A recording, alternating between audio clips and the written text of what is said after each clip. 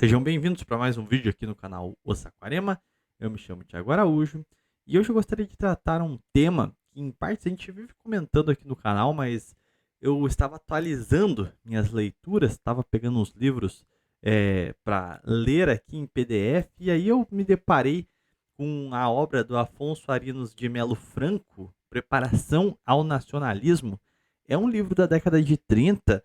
Tem os seus pontos que se dataram com o tempo, mas é bem interessante, que é o diálogo dele já quanto homem formado com a mocidade que estava surgindo, a juventude ali, que estava com os seus 20, 30 anos no máximo ali. Ele estava dando os seus palpites, os seus chutes diante de uma visão já turva, de uma visão já cansada, de um homem já vivido, diante dos fenômenos que estavam surgindo naquele período. É interessante porque, em muitos sentidos, o presente dialoga e traz bastante mimetismo com a década de 20 e 30 do século passado. Então é interessante a perspectiva que ele traz ali. E o livro está em um constante diálogo, principalmente a sua abertura com a juventude, quase que numa forma de passagem de bastão, assim, querendo levar a mensagem do nacionalismo à frente para aquela geração que estava protagonizando já a Revolução de 30. O Estado Novo ainda não havia sido feito, então o livro tem aquela pegada bastante ligada a um momento de extrema polarização do Brasil, naquele contexto, né, entre os camisas verdes, integralistas, nacionalistas, contra os comunistas vermelhos e afins, e ele traz alguns pontos sobre a geopolítica daquele período, como as ideias fascistas, nazistas, comunistas dialogavam, encontravam terreno no Brasil, e por que elas são bastante exógenas, esquisitas. Então é o Melo Franco ali tentando passar uma visão de que você não vai conseguir importar as ideologias de fora para dentro do país, a não ser que você as adapte para a brasilidade. E esse processo de adaptação em si já vai esvaziar o escopo ideológico dessas ideologias e vai formar algo novo. Pois bem, antes de eu continuar aqui a análise desse livro e que eu quero trazer para os dias de hoje, eu quero pedir para vocês deixarem aí um gostei no vídeo, conferirem se estão inscritos e também cogitarem ser membros do canal, que é o que mantém esse canal de pé, tá bom? Lembrando que estamos postando aí shorts semanalmente, mais de um short por semana, 2, 3 shorts. Além disso, temos o canal de cortes, o Cortes do Saquarema. Enfim, estamos a todo vapor, conto com a colaboração de vocês. E sem mais delongas, voltando à questão do vídeo, o Melo Franco, ele traz uma questão bastante interessante, que o nacionalismo, ele condensa dentro de si um compasso de renovação, de uma busca por melhoramento nacional, uma revolução que de fato elevasse o Brasil à modernidade, mas não se desenraizando do solo, ou seja, sempre valorizando as nossas características imutáveis que nos tipificam como brasileiro. E muitas vezes, grande parte dos jovens, por essa característica bastante sã, bastante consciente do nacionalismo brasileiro, de valorizar os elementos que nós já temos nacionalmente, ele acaba tendo uma desvantagem comparativa com o marxismo, com o comunismo, que, vale lembrar, naquela época, os feitos da União Soviética já estavam mais bem disseminados. E o entreguerras havia a crença generalizada do declínio, a derrocada permanente da democracia liberal, do liberalismo político, a primeira posição política. Então, naquele contexto, só existiam duas saídas. Ou você se inclinava ao nacionalismo, e no caso europeu, o nacionalismo encontrou suas formas próprias, né? No caso do nacional-socialismo alemão, no caso do fascismo italiano, todos diferentes entre si, entre outros grupos minoritários, como a gente vai ver no final da década de 30, a ascensão ao poder do franquismo, o falangismo espanhol, né?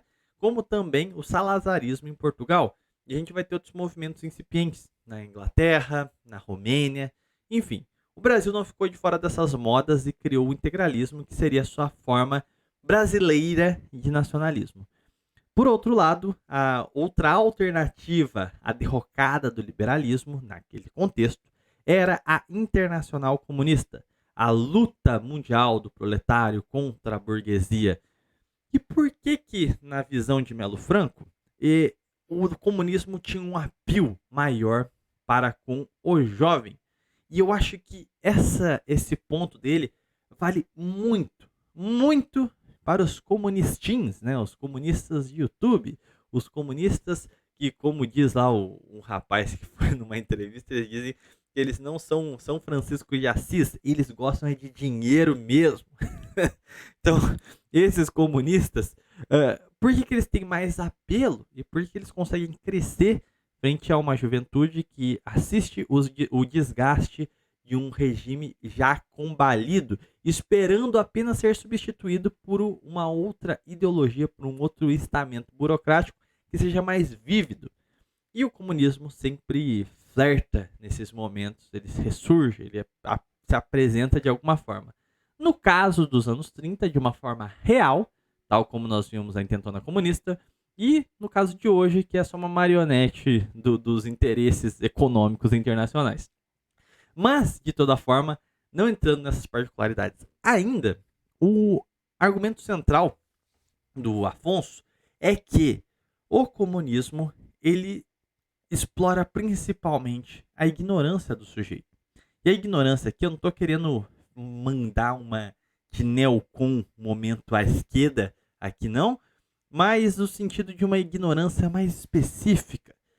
Tem aí até uma trend hoje que a galera fica zoando o comunista no Twitter, né, no X, falando que, pô, os caras vivem postando fotinha aqui, ai, chegou os meus livros, e são sempre os mesmos livros. Os caras nunca diversificam a literatura. É um kit, um manualzinho básico de todo comunistinha de internet. E o Afonso Arinos, ele aponta para um fenômeno muito parecido. Na década de 30, os livros de Lenin, os próprios livros de Marx, eram traduções bem porcas que existiam no Brasil. Então, dá até uma satirizada na qualidade dessas literaturas. Mas a questão central é que eles não são preguiçosos no sentido de não estudar, mas preguiçosos intelectualmente. Ou seja, o que é uma característica marcante de toda revolução nacional? É a construção de um pensamento autônomo, da evidente não realização de uma mentalidade de classe, de um internacionalismo. Não que não existam pensamentos e uma certa mentalidade em comum de sujeitos de uma mesma classe, mas a partir da premissa, uma vez que ela já se mostrou fracassada sistematicamente, de que a mentalidade de classe é o fator preponderante em uma sociedade, é burrice. Mas os marxistas nunca abandonam essa premissa.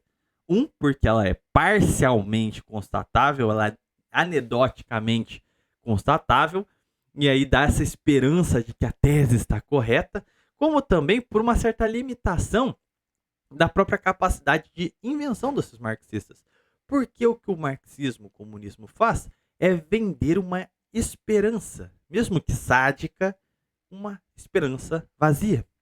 Se você tem pessoas de esquerda hoje que fazem trabalhos sérios a respeito das necessidades de uma revolução nacional.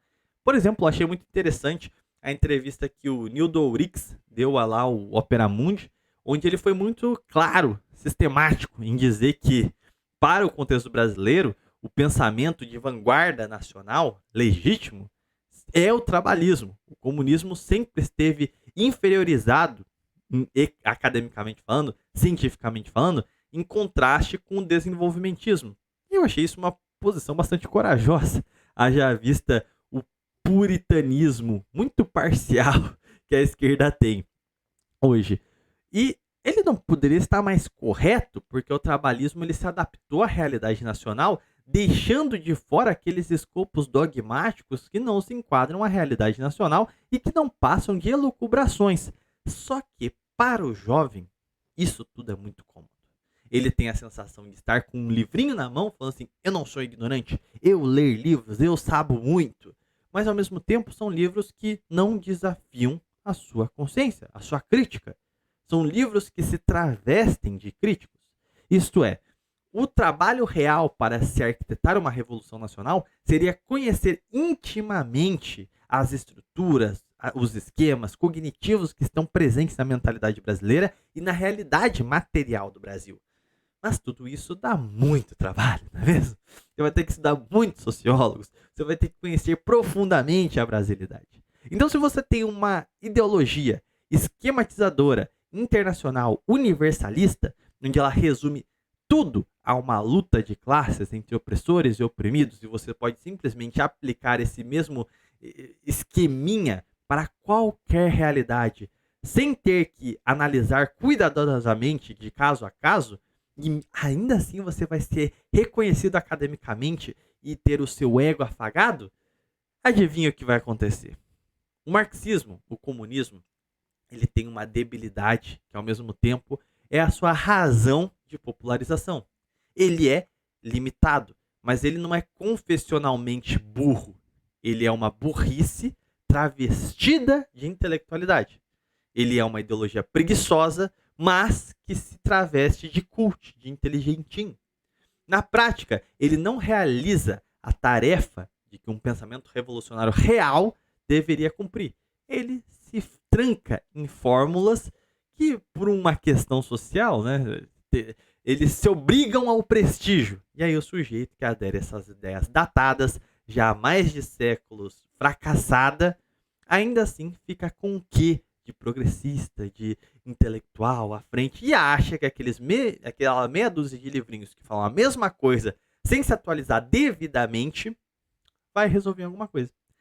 O Afonso Arinos, ele traz ainda um ponto mais interessante, que é como, mesmo quando o comunismo é aplicado, a sua teoria é jogada no lixo. Seja no trabalho do próprio Lenin, adaptando o marxismo à realidade russa, ou seja, né, a gente tem aquele conjunto de propostas que ele já faz para regular o mercado ali no começo da União Soviética.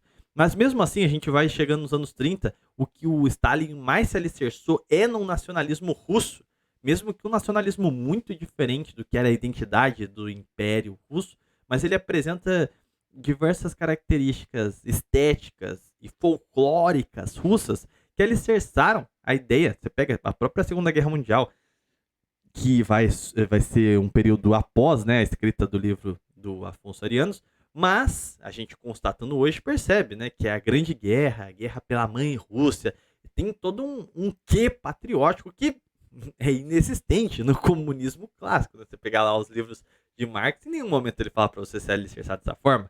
Se você pegar todas as experiências comunistas no mundo, você vai ver que cada uma toma um rumo muito particular, tentando ou sendo impelida a se adaptar às suas realidades locais. Se a gente vai pegar o Camboja, Coreia do Norte, Cuba, qualquer regime que se aproximou do socialismo a fim de alcançar o comunismo, tomaram características extremamente diversas. Isso é, mesmo dentro das revoluções que dizem comungar de um mesmo princípio universal, na prática foram impelidos a tomar características completamente diferentes. Nacionalizar as suas revoluções universais, mostrando que mesmo dentro dos seus arquétipos internos, ideológicos, as suas narrativas, eles reconhecem que não existe essa unidade proletária mundial, justamente porque quando um regime tenta se aproximar do conjunto de ideias comunistas, ele se afasta no mesmo momento em que a praxis se impõe. Isso é, mesmo quando bem sucedido, o comunismo ainda é uma farsa. Só que isso, a falha do comunismo, ou você pode dizer tanto a falha no sentido prático, de gente morreu, passou fome, parará, empobreceu, como você também pode falar a falha no sentido de que se diferiu muito da teoria, por exemplo, o caso chinês. Hoje a gente pode dizer que a China é um caso de sucesso, mas se a gente compara com os textos marxistas, maoístas mesmo, em que olha para a China hoje e fala, fugiu um pouco do escopo, né? Virou uma outra coisa.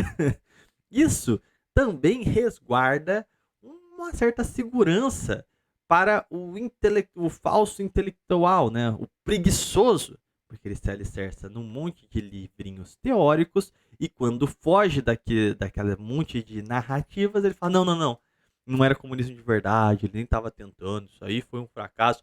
Comunismo é utópico, então não é comunismo isso aí. É muito parecido com o que hoje a gente vê também com um libertário fazendo.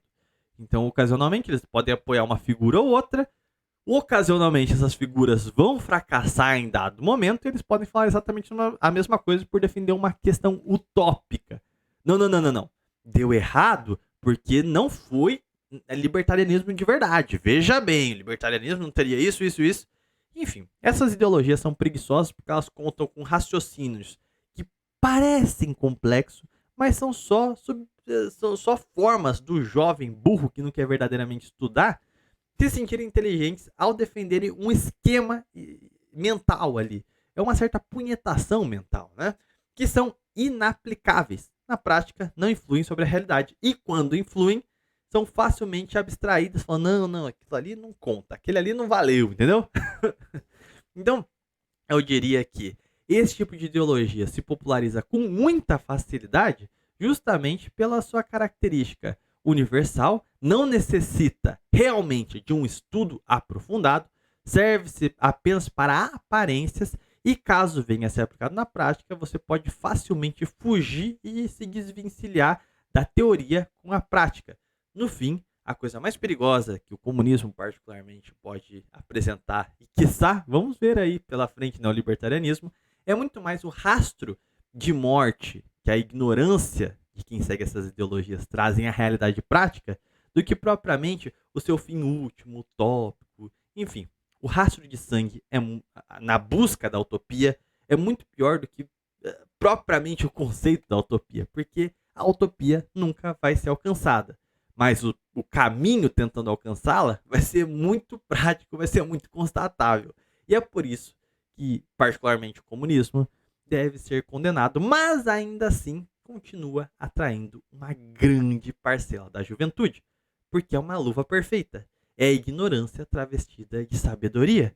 E tá aí a explicação por que o comunismo, ainda hoje, em canaizinhos de YouTube, continua em alta para a juventude. Eu achei bastante interessante esse levante do Afonso Arinos, mas vem outra questão que a gente comentou também em outros vídeos no passado, sobre o quão estético ficou o comunismo.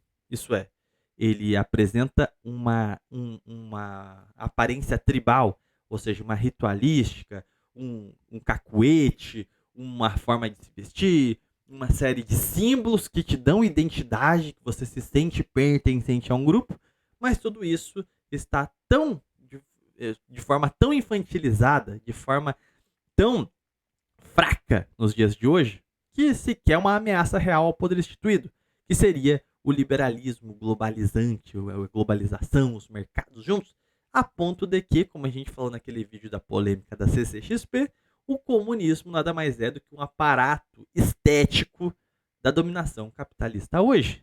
De tal forma, ele não apresenta uma ameaça que ele pode vender ali, ó, jovem, seja revolucionário aqui. Se quiser, eu até imprimo, compra o seu livrinho que você gosta de ter aí no estante aqui, ó, da minha grande editora aqui, ó, pode ficar. Então, compra aqui a nossa camisetinha comunista aqui da nossa grande empresa que provavelmente usa mão de obra escrava no Vietnã. Então, não, o comunismo já foi infantilizado a ponto de se tornar uma estética.